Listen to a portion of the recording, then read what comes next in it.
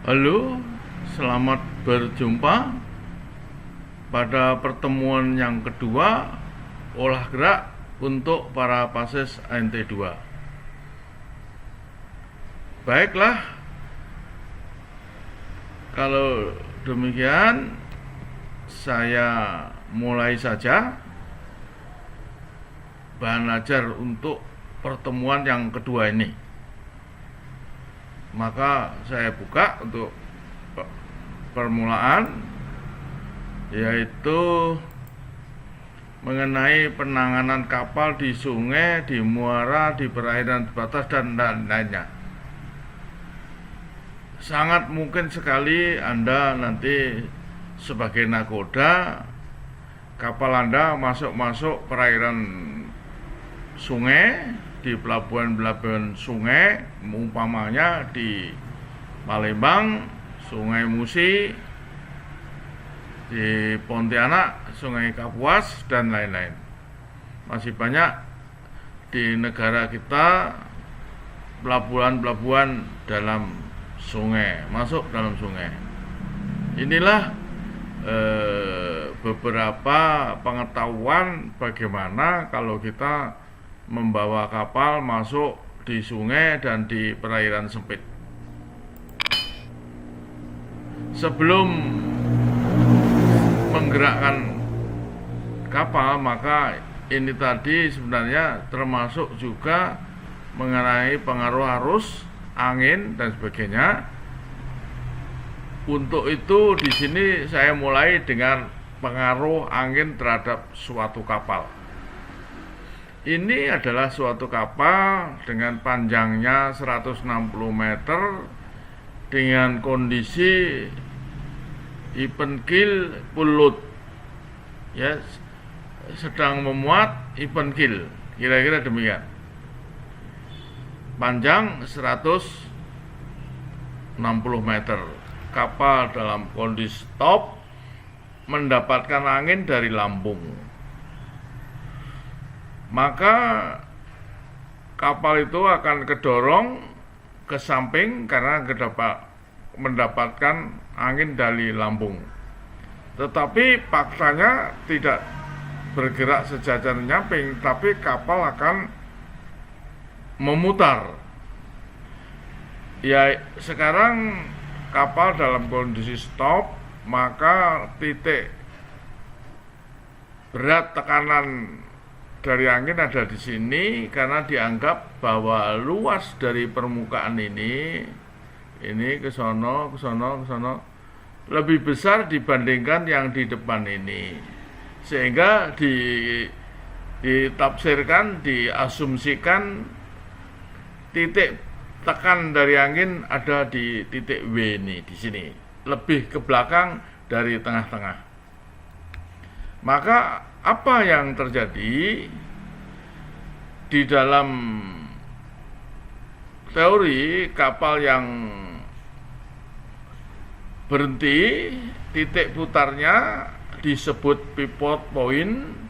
Pivot point, titik putarnya itu berada di tengah-tengah kapal ini. Ketika kapal itu stop, berada di tengah-tengah. Jadi apa dampaknya? Dampaknya ya gaya putarnya tidak seperti kalau jarak antara W dan P ini jauh. Ini sangat lemah sekali. Ya, ini letak titik P, ini letak W, maka lengan putarnya sepanjang ini kali gaya angin itu. Jadi kapal akan memutar tidak secepat kalau kapal itu digerakkan maju umpamanya, ya, kira-kira gitu. Nah, sekarang kapal digerakkan maju. Dalam teori pivot point akan bergerak maju ini sejauh 1/4 kali panjang kapal, ya. Pivot point bergerak 1/4 kali panjang kapal ke depan maupun 1/4 panjang kapal kalau mundur ke belakang. Dengan demikian, lengan putar, gaya untuk memutar kapal itu jarak lengan ini kali gaya angin, ya, jadi lebih besar dibandingkan ketika kapal itu stop. Oleh karena itu, apa artinya? Kapal mempunyai lengan putar lebih besar, ya, dari titik P sampai titik W dibandingkan tadi ketika stop P masih di tengah-tengah. Ya, ini lebih besar. Maka akibatnya haluan kapal akan cenderung bergerak menghadap ke kiri, buritan kapal akan cenderung bergerak ke kanan. Inilah suatu teori yang disebut pivot point.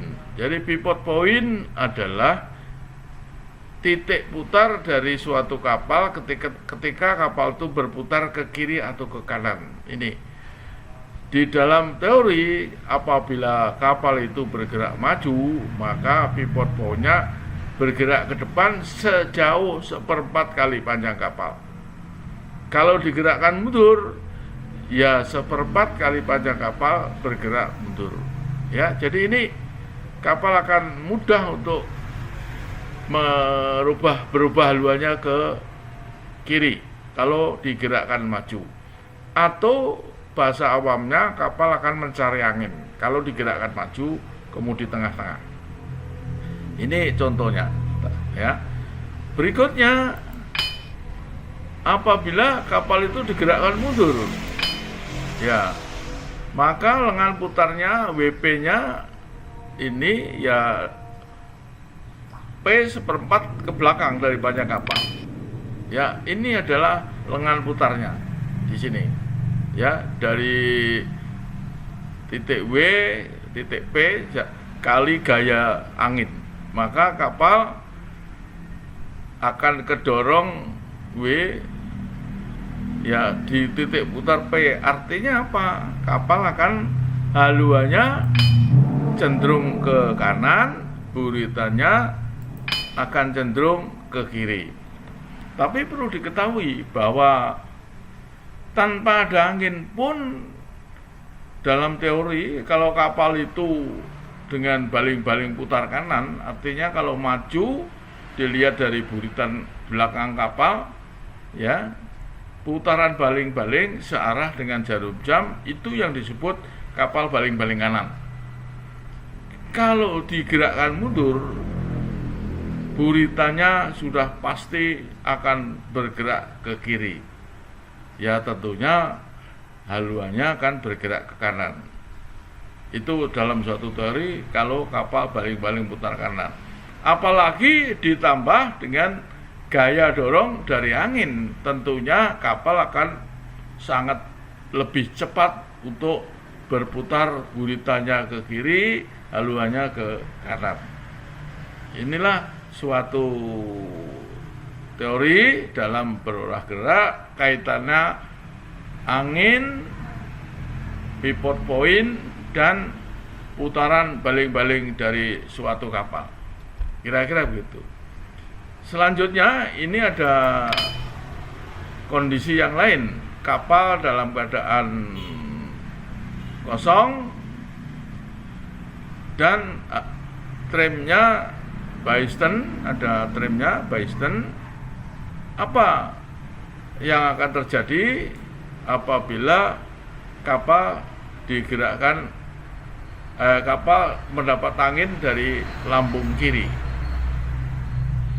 Dalam kondisi seperti ini ditafsirkan bahwa luas dari bagian belakang kapal ini semua dibandingkan luasnya yang di depan ini semua, diyakini lebih luas yang di depan. Oleh karena itu titik W-nya ada di depan tengah-tengah kapal. Titik tekan angin ada di depan tengah-tengah kapal ini, ada di depan sini. Ini. Nah, terus apa pengaruhnya? Apabila kapal digerakkan maju, kaitannya dengan pivot point? Inilah contohnya. Ya, kapal digerakkan maju, pivot point bergerak ke depan seperempat dari panjang kapal, maka jarak antara WP ya tentunya tidak sebesar ketika kapal itu pulut. Ya, tidak sebesar ketika kapal pulut. Ketika kapal pulut ada di lebih ke belakang dari tengah-tengah, tapi ketika kapal kosong tekanan angin ada lebih ke depan dari tengah-tengah. Maka lengan putar daripada kapal ini ya tentunya lebih lemah daripada ketika kapal itu pulut dan even keel. Ini contohnya, lebih lemah dari yang sebelum ketika kondisi kapal pulut. Tapi bagaimanapun tetap ada pengaruhnya, yaitu kapal akan haluannya didorong ke kiri, ke kanan, buritannya haluannya akan bergerak ke kanan, buritannya akan bergerak ke kiri. Itu otomatis. Dalam kondisi kapal tidak pulut, in balance, bahwa trim by stern ini ketika kapal itu digerakkan maju. Ya, kira-kira demikian. Berikutnya,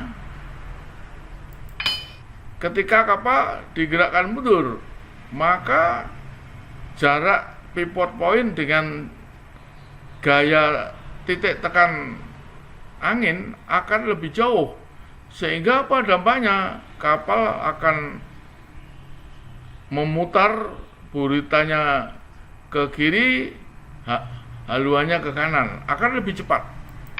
Ya, karena ini lebih kuat lengan putarnya, karena jaraknya lebih jauh.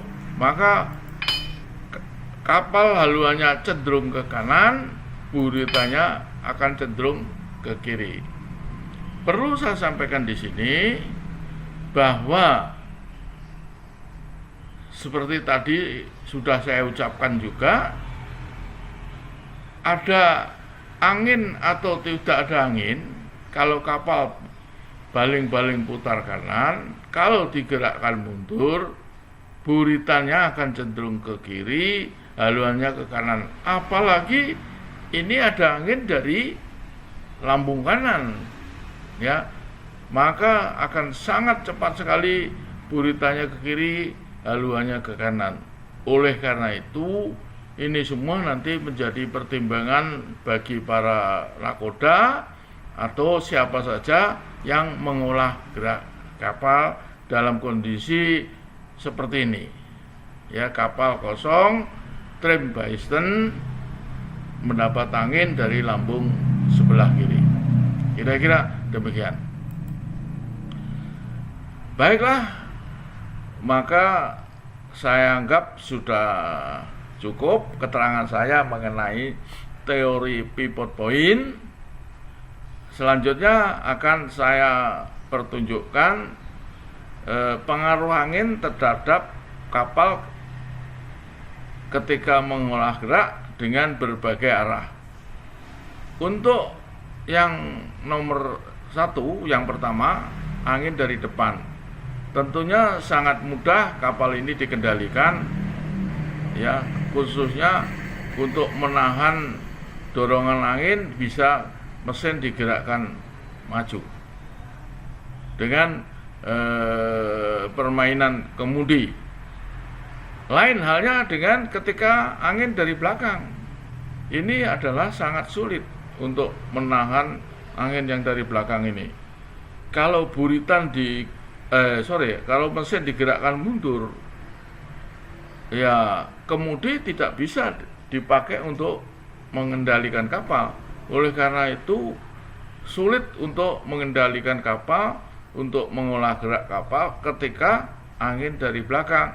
Maka janganlah melakukan olah gerak ketika angin dari belakang. Usahakan angin menghadap haluan kapal menghadap angin, ya, seperti yang di atas.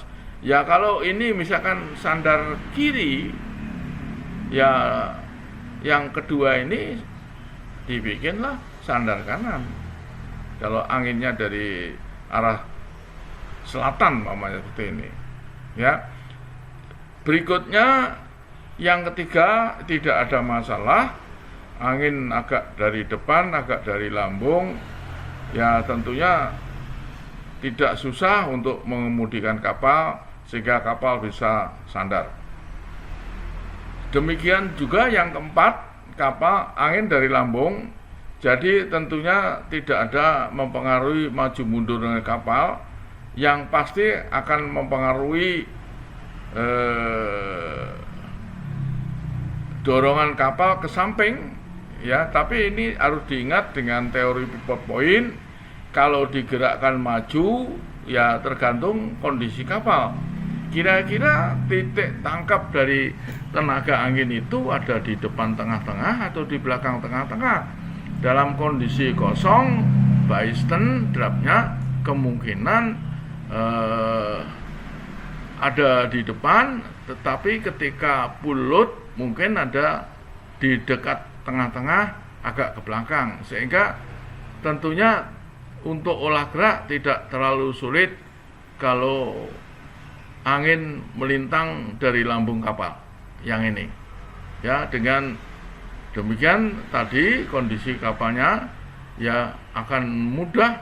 Kalau mesin digerakkan maju, akan haluannya ke kanan, guritanya akan ke kiri dan sebagainya. Ya, kira-kira begitu.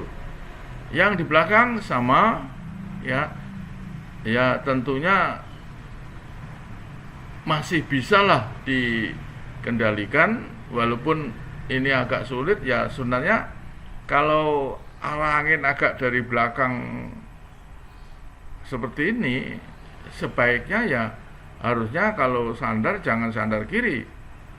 Ya, kalau lambungnya dermaganya di sebelah kiri, sebaiknya adalah sandar kanan, biar nanti seperti kondisi yang ini.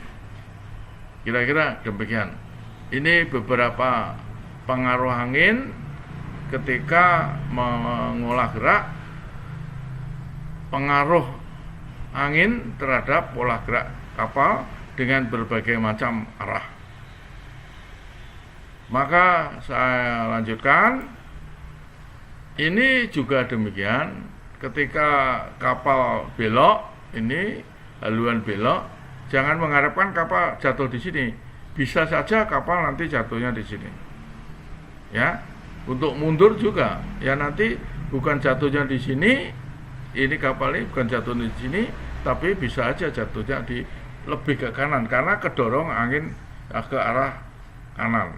Ya, kira-kira demikian. Berikutnya pengaruh terhadap arus. Ini juga kapal ini di haluannya dirubah ke kiri, belok kiri. Jangan mengharapkan jatuh di sini. Mungkin kapal masih tetap di sini, belok ke kiri. Nah, ini sangat penting digunakan ketika Anda belayar di selat di mana arusnya kencang dan Anda sering merubah haluan. Kalau arus dari depan kondisinya seperti ini, ya tentunya harus apa? Kalau Anda mengendaki ketika belok di sini, ya beloknya agak dibikin agak terlambat. Jangan pas ketika kapal di sini Anda belok, nanti jatuhnya di sini. Kalau Anda menginginkan sini, kapal baru tiba sini baru dibelokkan, karena akan didorong oleh angin sehingga kapal Anda nanti jatuhnya di sini. Kalau memang menginginkan di sini, kira-kira demikian. Untuk arus dari belakang, kalau Anda belok kanan, arus dari belakang ini jangan mengharapkan jatuhnya di sini. Mungkin kebablasan jatuhnya di sini. Oleh karena itu, untuk kalau Anda menginginkan di sini, sebelum di sini posisi kapal sudah dirubah haluan, sehingga nanti pas kapal berubah haluan tepat di tempat yang Anda harapkan, misalkan di sini. Tetapi kalau tidak lebih cepat, ya tentu nanti Anda kebablasan baru di sini belok. Jadi kapal terdorong ke lebih ke kanan. Ya, jadi usahakan kalau arus dari belakang belok secepat mungkin, tapi kalau arus dari depan usahakan agak-agak sedikit terlambat beloknya supaya kapal tiba di posisi yang kita harapkan. Inilah beberapa pengaruh daripada angin.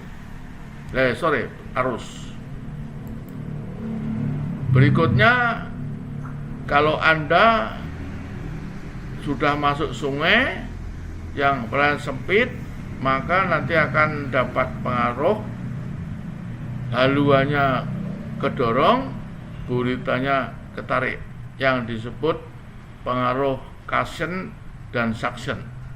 Nah, nanti akan saya tunjukkan ini.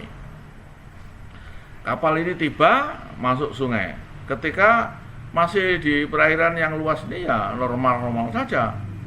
Tapi ketika kapal sudah tiba di sini, ya ini, wah ini salah ini. Ya, ketika ini saya salah. Ketika sudah sampai sini, salah gambar ini. Ya, kapal akan haluannya kedorong, buritanya akan ketarik seperti yang digambarkan ini. Haluannya kedorong, buritanya akan ketarik. Setelah kapal ini di sini. Ketika di sini belum ada pengaruhnya. Ya, kira-kira demikian. Nah, ini menghitung kekuatan angin. Ya, gunanya untuk memesan bolet untuk tempat mengikat kapal. Ya, kalau panjang kapal L, ya, Freeport FB 25, maka total area ini kali ini. Ketika kecepatan angin 30 knot, maka meter per detiknya knot dibagi 2 ini sama dengan ya kira-kira 15 meter per detik. Maka wind force di dalam ton per 1000 meter persegi rumus P kuadrat per 18. Jadi 15 per kuadrat kali dibagi 18, 225 dibagi 18, ketemunya 12,5. Ya, ini contohnya. Untuk kecepatan angin 30. Untuk 35 akan harus menahan, boletnya menahan 119. Untuk 40 150 dan seterusnya. Ya, bisa dihitung dengan rumus ini. Ya, ini tentunya hanya untuk memesan kekuatan daripada bolet yang di kapal. Ya, untuk kapal-kapal yang mendapatkan angin ketika kapal itu sandar. Kira-kira demikian. Jadi tentunya tidak terlalu perlu untuk bagi para nakoda ataupun pandu. Ini adalah urusan owner yang akan memesan kapal. Tentunya begitu.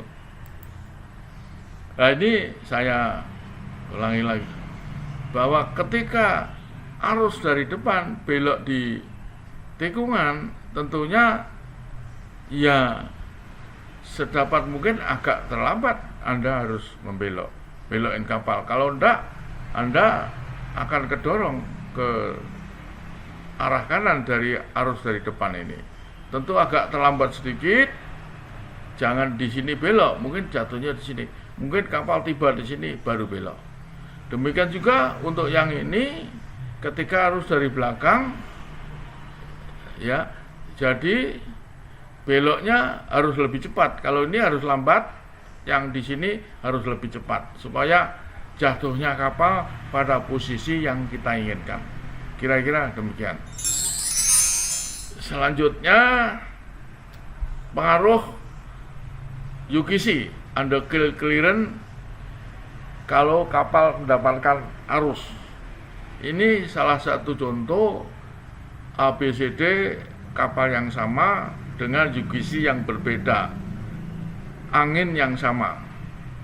Ya, ini yang A adalah UGC-nya 5 kali syarat kapal, yang kedua 1,5 kali syarat kapal, yang ketiga setengah dari draft kapal, yang terakhir 0,2 kali draft kapal.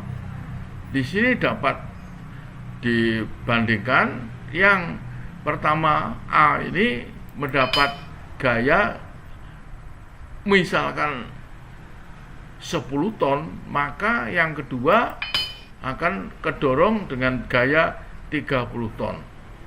Yang keempat, yang setengah kali draft 40 ton, yang 0,2 akan mendapatkan gaya lebih dari 40.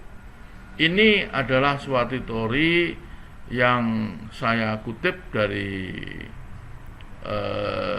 salah satu buku tanker, yaitu mengenai pengaruh atau efek daripada ketika kapal mendapatkan arus dari lambung, khususnya ini ya bagi kapal-kapal yang di Sea Island, di dermaga yang di tengah laut, ya, pengaruh arus, ya, tentunya yang D ini harus dipasang tali yang lebih kuat, lebih banyak dibandingkan yang lain, dibandingkan yang A dengan kapal yang sama ini.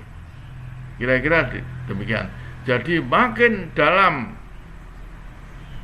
lautannya, maka gaya yang mendorong makin kecil. Makin dangkal, UGC makin kecil, maka gaya dorong daripada arus itu akan lebih kuat dibandingkan yang UGC-nya lebih besar. Ini adalah pengaruh daripada UGC yang disebabkan oleh arus.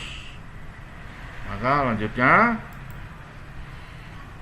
akan saya teruskan nanti di pertemuan yang ketiga, ya. Oleh karena itu dalam pertemuan kedua ini saya akhiri sampai di sini.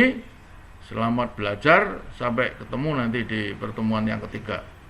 Terima kasih atas perhatian Anda.